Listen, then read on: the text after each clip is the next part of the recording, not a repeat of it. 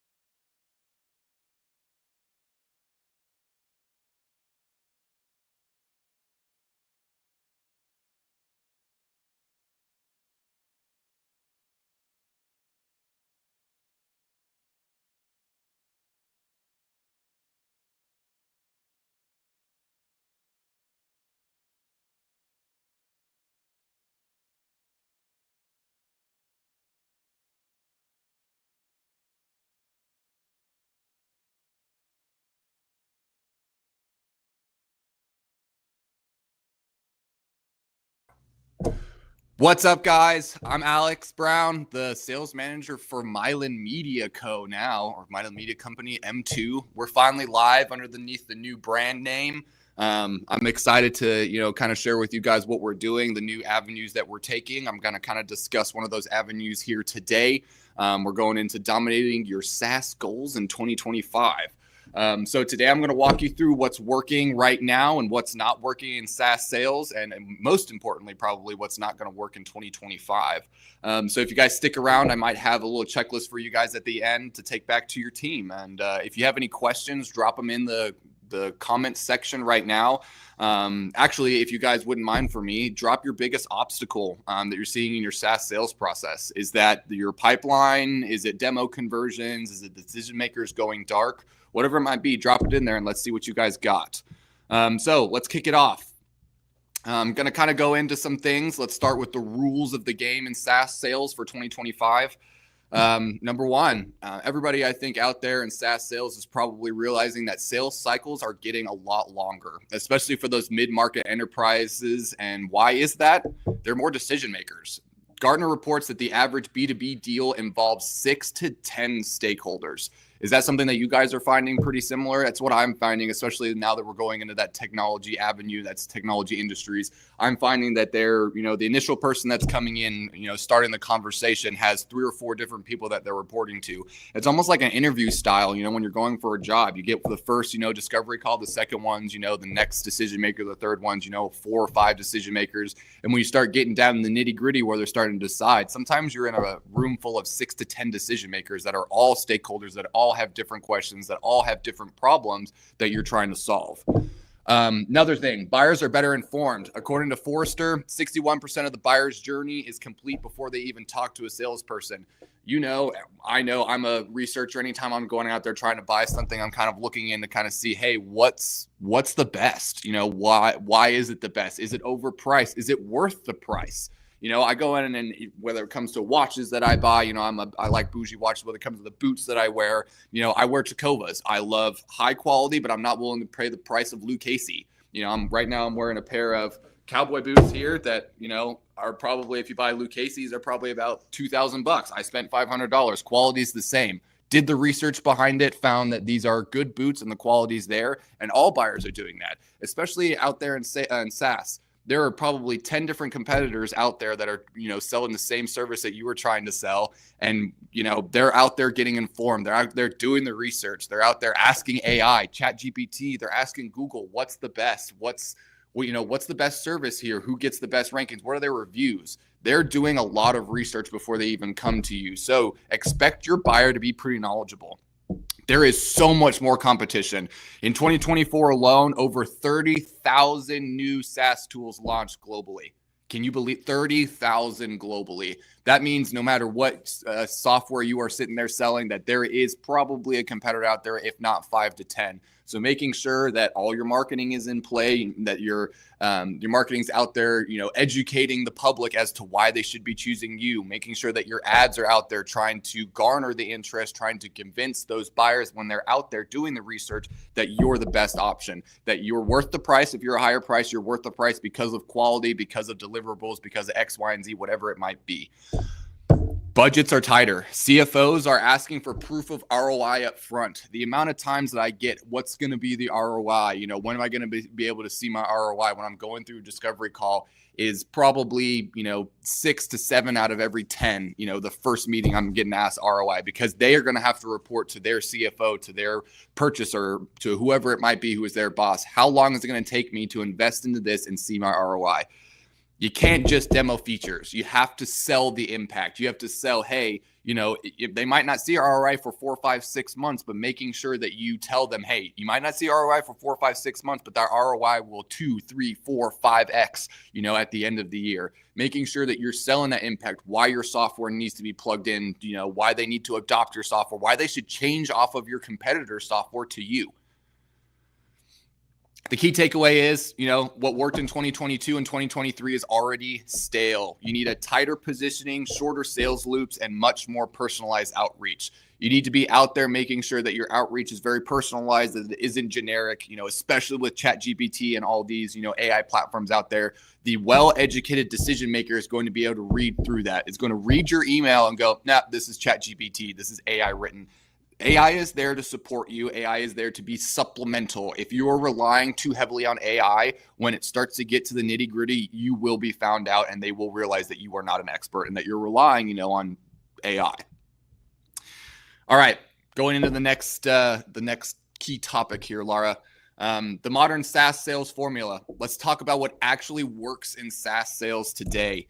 You need to Number one, you need to nail down your ICP. As a salesperson, you need to nail down, who your ideal customer profile is. Do you have a minimum spend? Do you have a minimum size company that you need to work with? Do you have a minimum size seats in order for it to make to make sense? For example, HubSpot. I'm consistently selling HubSpot. That's one of the reasons why I can talk about this SaaS, is that I am consistently out there selling HubSpot. We're a platinum level HubSpot partner. So every time, I have an opportunity to see an opportunity for someone that could really use HubSpot, and it can really be a good, motivating factor, a good pusher, a good moving factor into anybody. I want to implement that. So one of those coming in, ICP. Sometimes HubSpot, if you have one sales guy, really isn't realistically going to make sense. Now they've changed the way that they're positioning themselves and the way that they charge per seat. Now they're going and letting those onesie, twosie people come in. When it used to be 5 minimum. So you have to pay for 5 seats initially. So when somebody comes in and they only have one sales guy, are they really going to want to pay for that 5? They don't see that ROI. That makes it more difficult because they're like, look, I'm already having to pay for 5, but I have 1. So making sure your ideal customer profile is there, whether that is a minimum amount of seats. Look, I need somebody with a sales team to have at least 5 people for it to make sense. Now, don't go out there and ignore those onesie twosies because they might be okay with it, but also knowing like, hey, this is probably going to be a pushback factor that they might bring to the table. One of the biggest killers of SaaS sales momentum is talking to the wrong people. You need to make sure that you get the decision maker in there early as possible. You need to make sure that if that decision maker or that person that you're talking to on the initial discovery call is just, trying to get that information, trying to loop that actual decision maker in as quickly as possible. Because there are a lot of people out there, a lot of sales engineers out there. There's a lot of, people out there that want to use your service, but are trying to sell it. So you got to ask that question. Hey, are you here being the decision maker, or are we a team that you're like, I want to implement this software, so we have to work together in order to convince the decision maker? If that's the case, that's your champion. That should be your best friend. You guys should be playing off of each other going, how do I convince the decision maker? Your ICP should go beyond industry and company size. Start building ICPs around pain points, buying signals, like hiring, funding rounds, existing tools in their stack. use Built With, or Apollo for that. Kind of look into kind of what they're utilizing, see whether that's something that ties into, your service. If you're selling a service or a software that ties into WordPress only, making sure that you're not, going after those Wix clients, you're not going after some of those Magento clients because your software only ties in with WordPress. Same with CRM systems, with any technology. Make sure that you're not trying to sell to somebody that can't utilize your technology without making 6 or 7 steps or 6 or 7 changes before they can even use your technology, because that's going to be really difficult. Now, a long play on that one, getting them educated that they know, hey, these are the steps I need to take in order to use this software, is also just as important.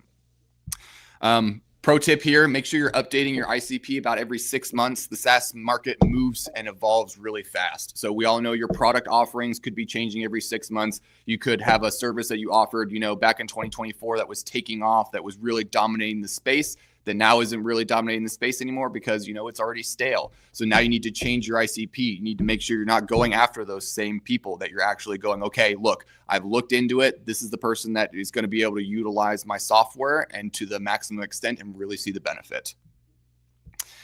All right. Warm up leads with some pre-sales content. So your sales process starts before the call. If a lead comes in cold, you'll spend 20 minutes just building context. You need to use short case studies as PDFs, 90-second explainer videos. If you have a software, go in there, explain it. If it ties into their website, go onto their website, shoot a video, shoot an on-screen video going, hey, this is where it would plug in, then show examples of how, they could utilize it, and going, look, when a lead comes in, this is what my software does. It'll immediately tag them, push them over to your CRM system, whatever it might be.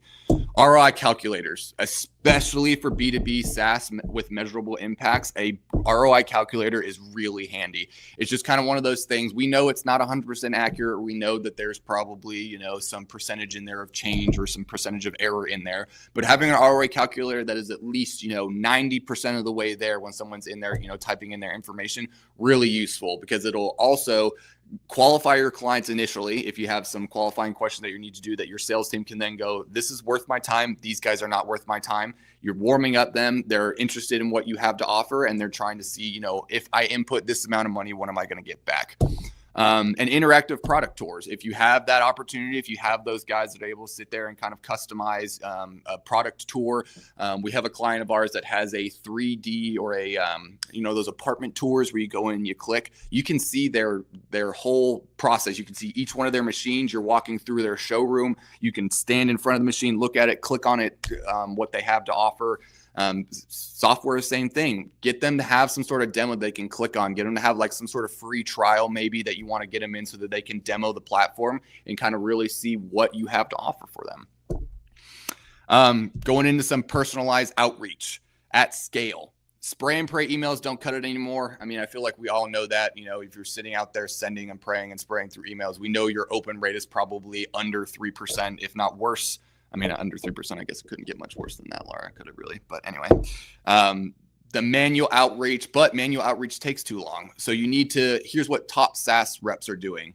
They're using AI tools to personalize intros based on role, pain points, and tech stack. Again, I mentioned earlier, you need to be using AI as kind of a tool. You don't need to be relying 100% on it. When you're starting to create these personalized intros, making sure that you're looking into them, making sure that they're factual, because that, if you're going to rely on that and that is your intro point and someone does open it and it's wrong, whether that be they're not utilizing that tech stack, if you're going to tell them that, hey, I see that you're utilizing this, make sure that you're sure. Because if you're going to say, hey, I realize that I see that you're utilizing this and I want to tie it into our software, but they're not utilizing it, you're going to look like you don't really know what you're talking about, and which is going to make your sales process that much longer and that much harder in order to even convince them in the beginning that your software is useful for them.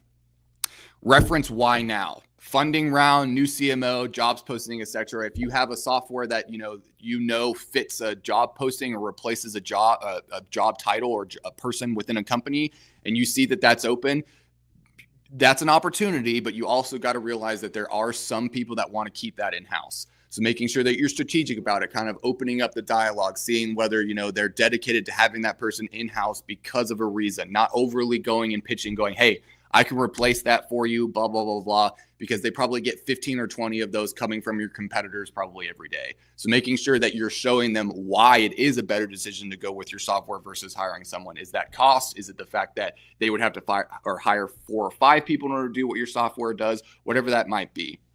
Again, use data and AI to personalize like a human, but at volume. All right, sell outcomes, not features. I'm kind of going through this. If you kind of look at what I've done, I've kind of gone through, A, B, C, and D. We're kind of at D point. You're selling the outcomes, not necessarily features. Your SaaS product doesn't matter. The results it creates does. I find, especially when I'm dealing with some of the partners, SaaS companies that we work with, that their salesmen focus too much on what the product does and not what the outcome it creates. Well, it does this and it does that and it does this. Every decision maker is going to look at you and go, well, that's all well and good, but what is the outcome? What is it going to do for me in the long run? Is it going to make me money? Is it going to reduce my downtime? Is it going to reduce my costs? What is it going to be? Because you could have the coolest, most awesome software that everybody could utilize, but it doesn't create an outcome, doesn't save them money again, doesn't make them money, doesn't reduce their costs, it's useless. And no matter what you do and what you say, they're not going to see the benefit of it. So you really need to sell that result. You need to really, really harp on that early and make sure that that's their focus and make sure that the problems they bring you, the solutions fix it and create that result that they're looking for. Instead of saying we integrate with 10 platforms, say we cut reporting time by 50% in your first month. Things like that. It's saying, hey, look, we're reducing downtime. We're doing this. If they're asking about the ROI factor of it, going like, look, hey, the ROI feature is going to be, you'll probably see your ROI around month 3 or 4 after you've invested in this, that you should be seeing that. But making sure that you're very evident and selling that outcome. You're not trying to sell the features. You're not trying to sell, in a car. I'm not trying to sell the fact that this has a navigation system when everybody, on their phone has a navigation system. There are going to be things that your software offers that they are already utilizing with another software or can utilize. So you got to make sure that, again, outcome is the most important thing. You're not selling software. You're selling time saved, revenue gained, and risk reduced. I'll just end it at that point because I feel like that's a pretty good, ending point on that point. What do you think, Laura? I said point, but too many times. I feel like this is more of like we're shooting a talking head. I haven't been doing as much talking to you as I normally do. Oh yeah, that is true. Usually we've got 3 different cameras going along here. Laura has too much on her plate and look at how amazing she's already doing with all of this stuff. So, all right, shout out to the video team real quick. I had to take a quick break for my brain. All right. Next point, you got to align your sales and marketing teams. I always preach this. I've preached this when we were in the industrial, focused only in industrial, but especially in SaaS. You need to make sure that your sales and marketing teams are aligned. Sales and marketing have to operate on the same page. That means they need to share KPIs like MQ, SQL to close. They need weekly feedback loops between sales and demand gen. Your sales team needs to be telling your marketing team, these are good leads, these are not good leads. These are good leads because of X, Y, and Z. These are bad leads because of X, Y, and Z. Because if you have your list builder back there, or you're using a third-party marketing team like us, we want to know what's working and what isn't. Because if you don't tell us what isn't working, we're going to keep going along that avenue, believing that it is working. Even in your internal marketing teams, they're, that disconnected communication. Sometimes marketing doesn't like sales and sometimes sales doesn't like marketing. They need to understand that their jobs rely on both of them. Marketing can be the best marketing team in the world, bring in the best leads there are. If the sales team isn't good, they're not going to close. Just like vice versa. You could have the killer sales team that could close everything, could sell ice to an Eskimo. But if the marketing team isn't bringing in good leads, they're not going to be able to close them because they're bringing in leads that have no ability to use the software, no ability to even, work down the line of potentially being a deal. Content created for the sales team. You need to make sure that the content you're creating, the sales team can utilize. It shouldn't just be a marketing material. It should be a sales and marketing material. It should be something that the sales team can either send in an email, bring if they're going in person, share, whatever it might be, objection handling docs, playbooks, competitor comparisons. Nowadays in SaaS, competitor comparisons are probably one of the biggest things that people look at. You got those charts. My software does all of these things. My competitor software does these things, but doesn't do these things. That's an easy thing to share. If someone's coming in and going, hey, I'm, interviewing 3 different softwares, here are the softwares that I'm reviewing, ask them, oh, what are the softwares that you're doing? If you know that your software is better than the other ones, providing that competitor comparison chart is a real easy way to really explain why you're better, what you can do, and then selling that outcome. Again, don't focus too much on the features, focus on what the features do for the outcome. If you're in sales and not giving marketing feedback, your messaging is probably 3 months behind what the market actually needs. Your sales manager, your sales people should be consistently meeting with that marketing team, whether that be weekly, whether that be sometimes bi-weekly. You're like, look, let's meet on the beginning and the end of every week, discuss the leads from the previous week, and discuss what we're doing for the next week. That's what we do here. We have a weekly meeting on Mondays, and then we have a weekly marketing and sales meeting. I have a weekly sales meeting on Mondays and a weekly sales and marketing meeting on Fridays. So making sure your sales and marketing team are on the same playing field and on the same page. Fixing that leaky funnel. That has to be one of probably the biggest issues when it comes to software, is there is a leaky funnel. Let's look at why your funnel might not be converting, even if you've got traffic. Your landing page should load in under 2.5 seconds. Use Google Lighthouse if you're kind of looking into that. Show proof fast. Logos, ratings, success stats, whether you have those white papers, whatever you might have, making sure that you show proof of why your software is the best fast. Could be a video on there explaining, why this Fortune 500 company saved $10 billion because they implemented this software, or cut costs by X amount because they implemented this software. If you're teamed up with a big, well-known company and you're not under an NDA and they're okay with you sharing, share that information. The amount of medium-sized companies that look at the large-sized companies and go, I want to be there, so I have to do everything that they do. They're willing to spend. They're willing to go, okay, hey, look, I've got the 500-pound gorilla in the room. I want to be the 350-pound, gorilla in the room that's competing with them. You need to have one CTA above the fold, book a demo, or start a trial. You need to use tools like Hotjar or Microsoft Clarity to see where users are dropping off. You need to make sure that your marketing team or your development team, your web dev team is looking at, hey, where are people dropping off? Is it quick? Am I able to, figure out where people are going, what they're looking for really quickly?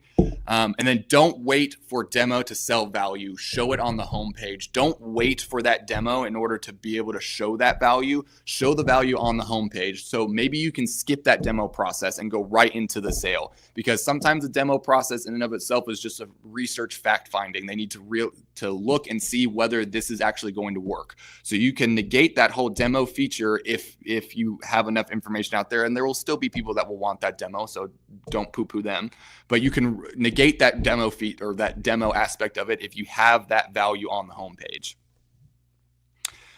Some micro conversions that you could add some newsletter opt-ins, mini calculators, or chart with sales button to reduce bounce. All of these are really good options for you to kind of sit there and work around when you're kind of going through your sales process.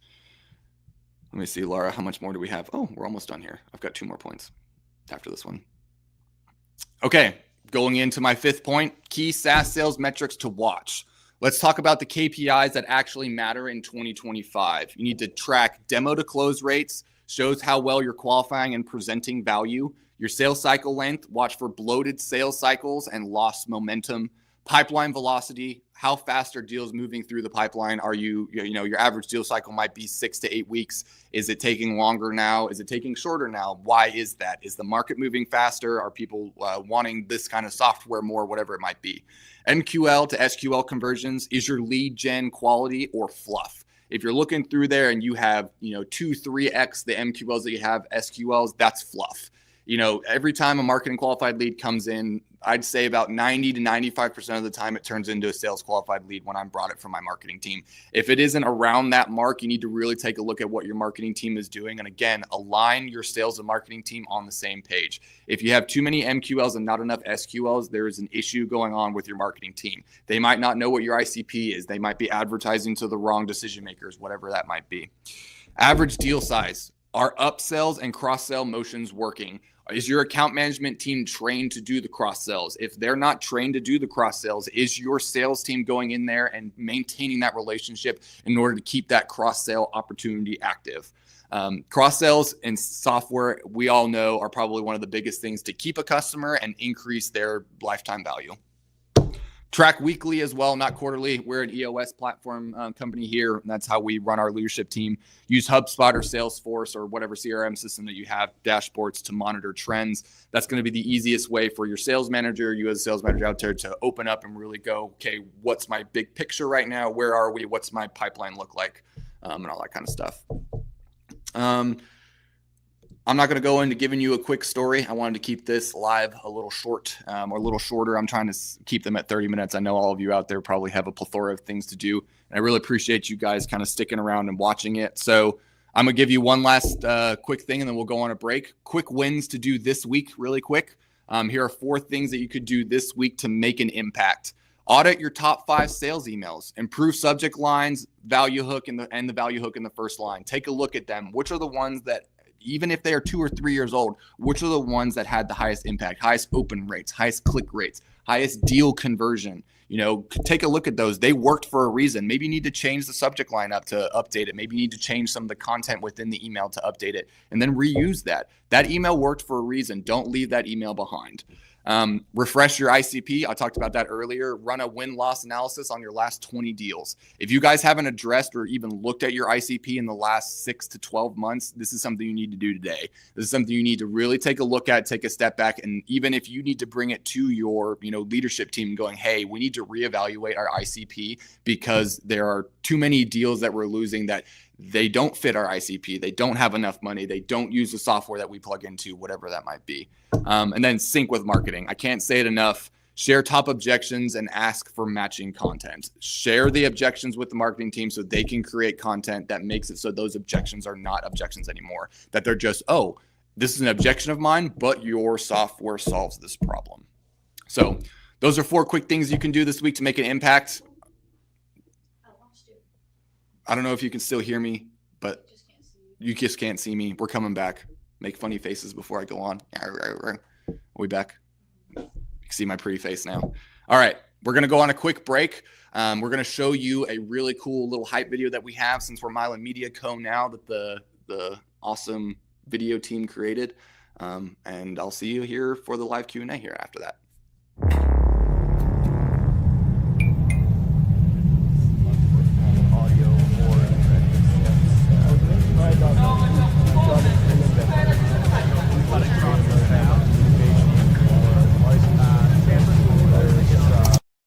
MFG Tribe isn't just for industrial anymore. We're bringing our team to help businesses of all kinds. Are you looking to grow your brand? Let's get to work.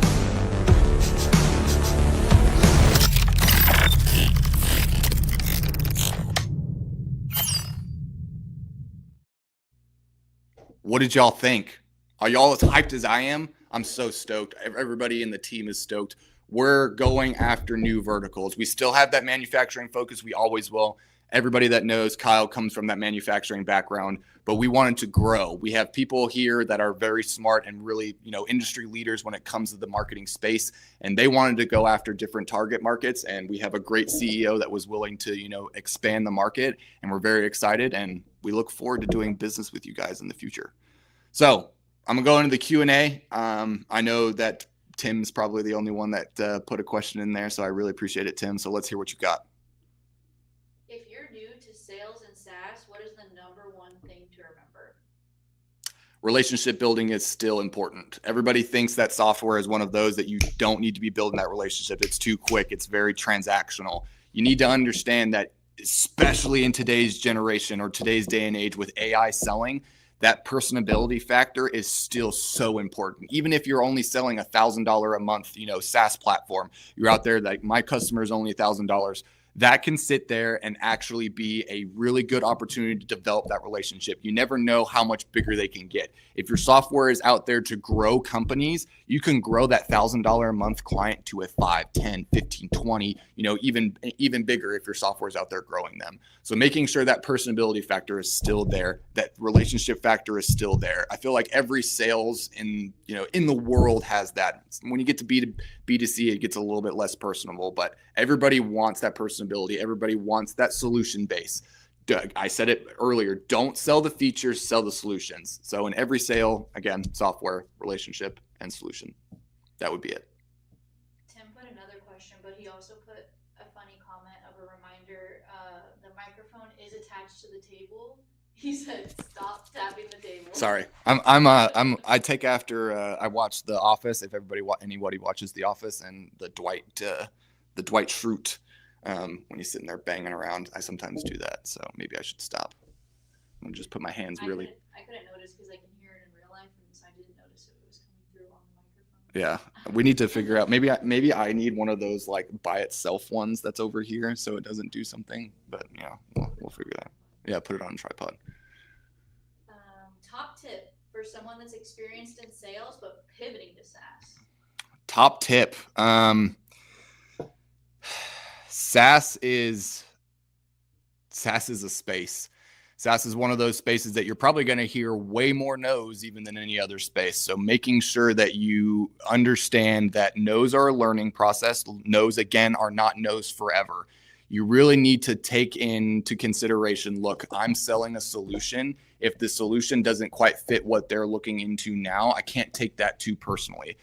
The amount of times, I deal with those HubSpot reps. I use the HubSpot reps as an example. The amount of deals they probably get no to are probably 7-8 times the amount of no's that I get. Yes, they get more at bats because of what they're doing, and they're selling that software, and it's a cheaper service than what we sell because they're a tool that we utilize in our marketing.